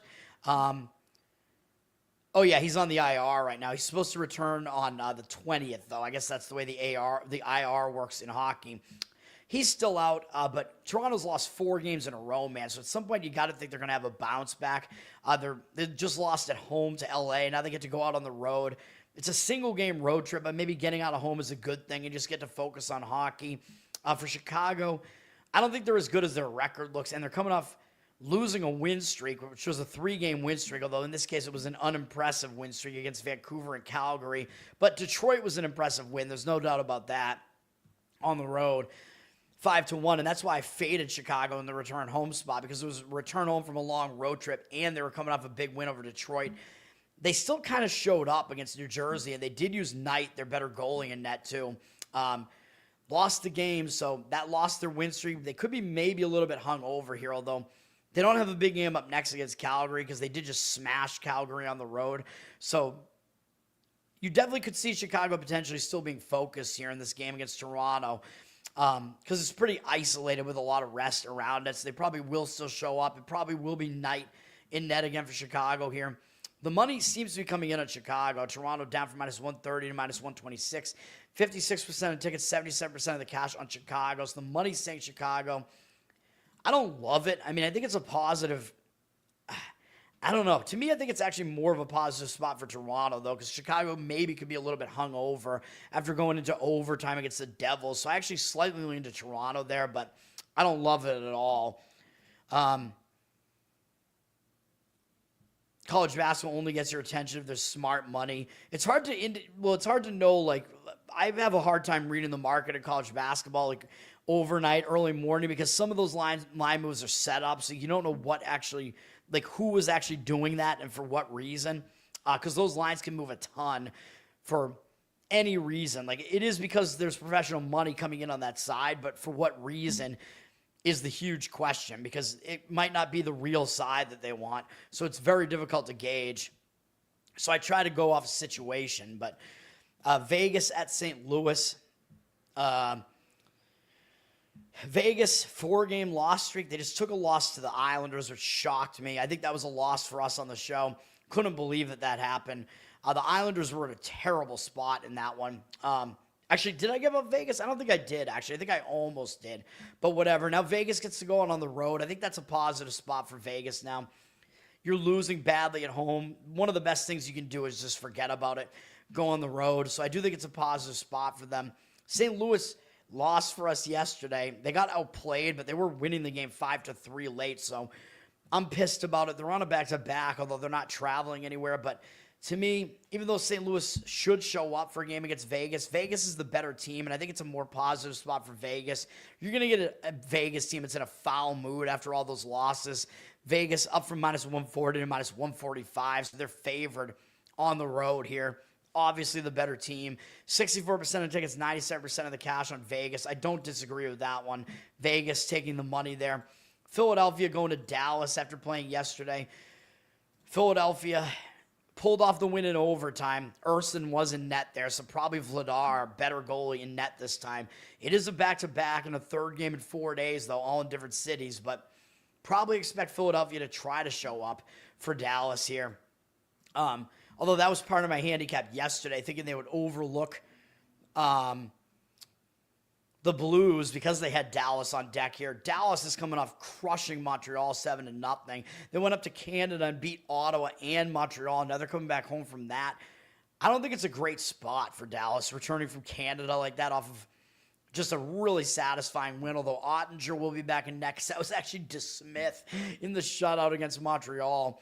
Dallas is a huge favorite at -210. 84% of tickets, 64% of tickets, 83% of the cash on them, so the money indicating on Dallas. I slightly disagree with it, though, even though I know Philadelphia went into overtime last night. A shootout, actually, so I don't really want to play on a team that did that the previous night, but I don't love the spot for Dallas, really, so certainly not going to be a game I want to get involved in. Winnipeg just lost pretty badly to Seattle. Now they're going to Calgary. Winnipeg's been bad on this road trip, so I do think Winnipeg will show up with some focus here, even though Calgary's not a good team. Winnipeg, the better team here, and in a spot where they might actually show some focus. Calgary did just break a losing streak, at least, so they have some positive momentum coming into this as well, beating San Jose. But when you have two teams where they're both going to be focused, I think the better team wins out, and that is Winnipeg, up from -135 to -138 on the money line. 66% of tickets, 83% of the cash on Winnipeg. So I'd probably play Winnipeg on the money line in that one. And then San Jose at Seattle. San Jose, San Jose continues to kind of, I think, play above their pay grade. They finally did just lose a win streak at Calgary, losing a 4-game win streak. Could hang San Jose over, man. Sometimes when you take a loss like that, you get hung over into the next game. And they did win at Seattle 6-1 on November 5th. So I think Seattle's going to remember that and be pissed about it. So I actually think this is a revenge spot for Seattle for that reason here. For Seattle, though, they're coming off a big win over Winnipeg, so it could debatably be a letdown spot for Seattle as well. But because San Jose did beat them, I don't really see them overlooking San Jose, even though that was a big win over Winnipeg. Lean to Seattle in this one for me. They're down from minus 150 to minus 145 on the money line. 53% of tickets, 93% of the cash on Seattle. And that is it for hockey. NBA, then we'll do the final football market read, and then we'll get out of here. The NBA, nothing I'm really interested in today. We have 5 games. Memphis at Cleveland is the first game up. Memphis has been ass this year, man. I mean, they're just, I don't know. They're a very discombobulated team. I think Morant is a chemistry killer. Cleveland lost at home to Toronto in their last game 2 days ago, so they're playing a third game in 4 days, but I think maybe they're going to be angry about that and show up with some focus here. They do have Milwaukee up next, and you could argue Milwaukee's a little bit of a look ahead because that's a much better opponent than Memphis, so I don't love the spot, really. Memphis on a 3-game losing streak, although they lost to Oklahoma City and then at New York and at Boston, although they got crushed in those 2 road games, so Memphis not playing well right now, though they got so embarrassed in that last game by my Boston Celtics. Maybe Memphis will actually show up with some fire in this game against Cleveland. I don't want anything to do with the game. The money's coming in on Cleveland up from 10 to 11.5. 82% of tickets, 98% of the cash on Cleveland. As far as injury situation, because you always got to look at that in the NBA. Garland looks like he's still out, so that's the one big thing for Cleveland here. Zach Edey, game time decision for Memphis. I don't know what his situation has been. He still hasn't played, so Edey might play for the first time here, man. So for Memphis, they probably are going to need him against Cleveland's bigs, but if it's Edey's first game of the season, I think that's kind of a chemistry killer in a way because you have to work him back in. Team has to get used to him. You got to figure out your roles again. So I don't love that. If Edey comes back, actually, I would be more tempted to lay it with Cleveland here, but I think with both teams coming off bad losses, maybe the market is correct here and that you would want to lean towards laying it with Cleveland because they are the better team. Oklahoma City is going to Charlotte here. Oklahoma City had a very satisfying win against the Lakers on ESPN, and now they've had some time off, which I think is a bad thing because when you're rolling like this, you don't want to have that much time off for Oklahoma City, and thrashing the Lakers like that on primetime, you got to think this is a bit of a letdown for Oklahoma City here. Starting a road trip, which usually is a focus spot, but in this case, I don't really know. I mean, is a 4-8 Charlotte team really going to be a team that you're really going to be focused on? But I can't do Charlotte here either because Charlotte's playing a third game in 4 days, and they played Milwaukee into overtime last night, and they almost got a home-and-home sweep against Milwaukee, which would have been huge for Charlotte. So Charlotte did that last night. And by the way, if you had Charlotte plus the points in that game, that seems like a game that I would have taken a loss on because I would be basically jumping in front of traffic if I had Charlotte in that game. Charlotte was a 9.5-point favorite, took the game into overtime, and they lost the game by 13. That is unbelievable. If you had Charlotte in that game, unbelievably bad beat in that one. Although it was a zigzag spot for Milwaukee in that one, so I think that was part of my handicap. I just didn't know what to do with that game. But after Charlotte took Milwaukee into overtime like that and fell short like that yesterday, coming back home, I don't love the spot for them either, man. So the money is indicating on the Hornets just because the Thunder are just a massive favorite. Up from 15 to 16, 97% of tickets, only 91% of the cash on the Thunder. Obviously, the public are only going to come in on the Thunder. I still think the spot is worse for the Thunder because that win was just really, really a good win. It was a very publicized win on national TV. So I'd still probably lean to taking the points with Charlotte, but I don't want to do it. Toronto at Indiana. Indiana, a 1-win team right now and still dealing with a lot of injury problems. Toronto coming off a win over Cleveland, so it does look like a letdown spot for Toronto. That was only 2 days ago. That was a huge win over Cleveland. Now they're going to go to Indiana. They might not really pay attention to Indiana. So my initial lean would be you probably want to look to fade Toronto here. Indiana's been just getting messed up, but the problem I have with Indiana is they're returning over from a road trip. They went out to Denver, then they went out to the Pacific Coast, Golden State, then back into elevation against Utah, then down to Phoenix. Returning over from a road trip is just not a spot where I want to deal with a team, especially a team that's not good right now, like Indiana. Sometimes those bad teams are even worse in the return home spots, so I don't like it. Could be a distracted spot. They do have Detroit up next, which you could argue might be a bigger game, a bigger opponent. So yeah, I just don't love it. And these guys are still like injured for Indiana, man. These guys that have come back are injured again. Matherin is out. Nesmith is out again tonight. So they got some injuries to some of their role players there as well. Not good. So I'm not going to get involved in this game at all. I mean, if you force my hand, I would still probably take the points with the Pacers, but just because the Raptors are in the letdown spot. But a team returning home from a road trip like that, I don't love it at all. Raptors, 73% of tickets, only 57% of the cash, and they did drop from 7 to 6.5 in that game. Two big games to finish it off, though. The two good games are both at 8 p.m., and they're basically not even televised. Lakers and Milwaukee, so you got to find the streams for them. Lakers at Bucks at 8 p.m. Lakers coming off that loss to Oklahoma City, man. Oh, no, wait, they bounced back from that. Never mind. They played yesterday. My mistake. Lakers beat New Orleans coming off the loss to Oklahoma City yesterday. So they did bounce back nicely, but now LA's in a spot where they're playing on a back-to-back, a third game in 4 days, a fourth game in 6 days, and actually a fifth game in 8 days, all in different cities. So this is very difficult for LA, man.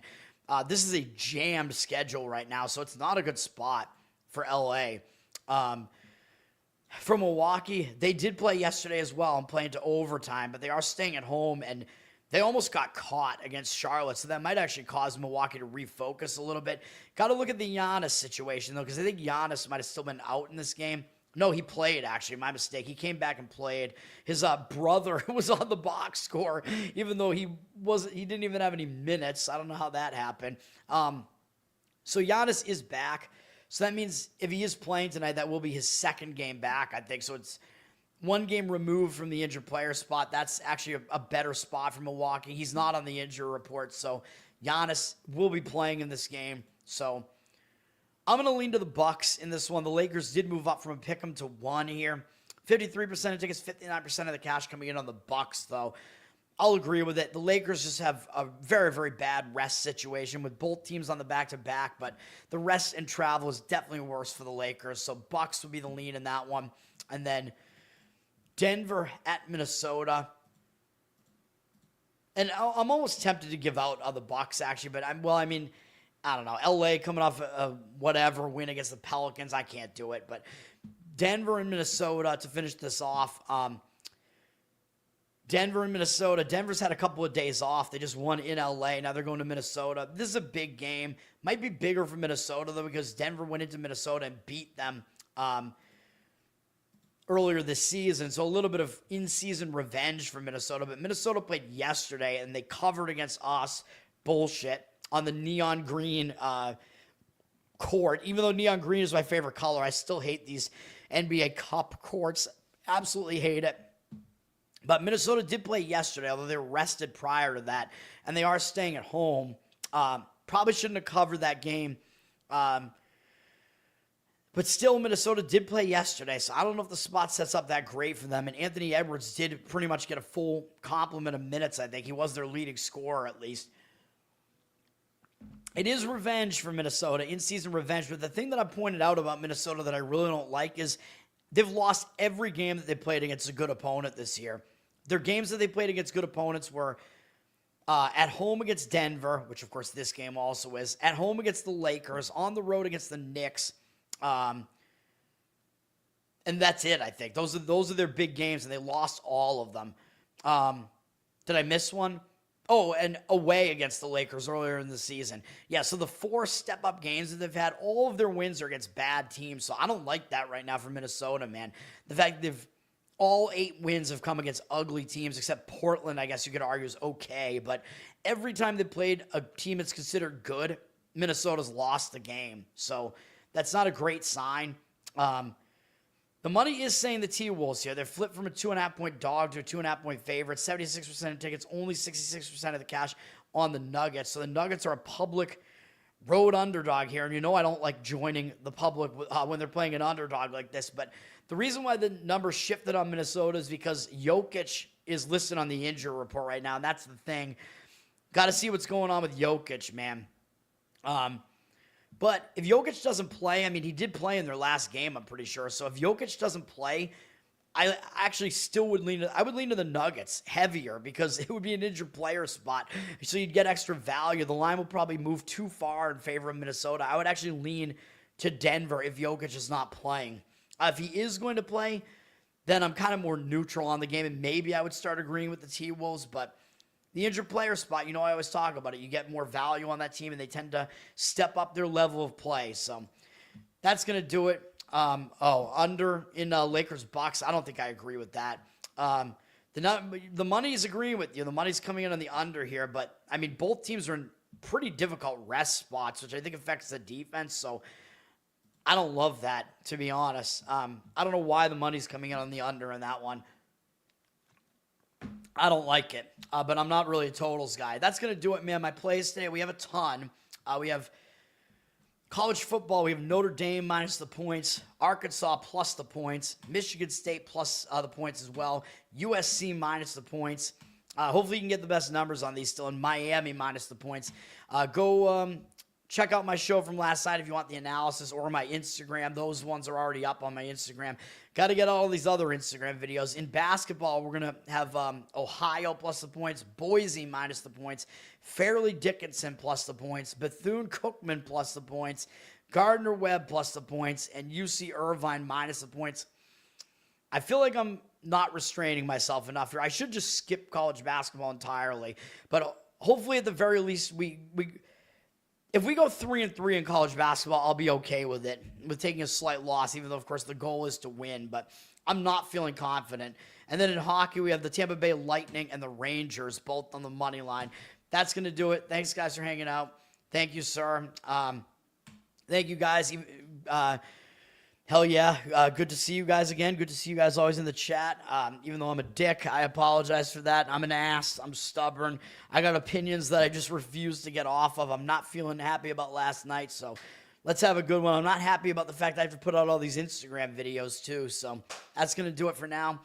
Maybe I should start going on TikTok, which it would be the same video at least, so I still only have to record it once, but I have to upload it to another place. Maybe I can find a service that will upload it. There probably exists a service to upload it to both at once. That's going to do it. Learn to Tone on Twitter. Learn to Tone on Instagram. Like and subscribe to the channel here, of course. Leave me some good comments. That all helps me out. Toadstool Sports now. It's also available on audio. Give me a good review on there. Spotify and Apple. That helps me out. And listening over there helps me out as well. Covered in Uke is my Uke channel on YouTube. And patreon.com/learn-to-toad if you want to throw some support my way, which is really mostly just support, but you do get a Spotify feed with Uke stuff right now and Uke requests. That's going to do it. Have a good one, everybody, and I'll be back tonight, of course, with the NFL show. I've got a couple of games that I like in the NFL. It's going to wind up being probably 2 or 3 plays in the NFL for me this week. I really don't like the board much, but maybe when I dig into it a little bit further, other things will reveal themselves to me. But we'll see. Easier to go viral on TikTok. Probably that's true. I don't understand TikTok at all. I don't know. I don't know. Yeah. Oh, OnlyFans people do it. Yeah. Like put stuff on multiple different, yeah, I'll go ask the whores. I'll go ask the e-thoughts what they do. Even though I'm a tech guy, I'll ask them and see if they know more than me. That's going to do it. Have a good day, everybody. Thanks for hanging out, and peace.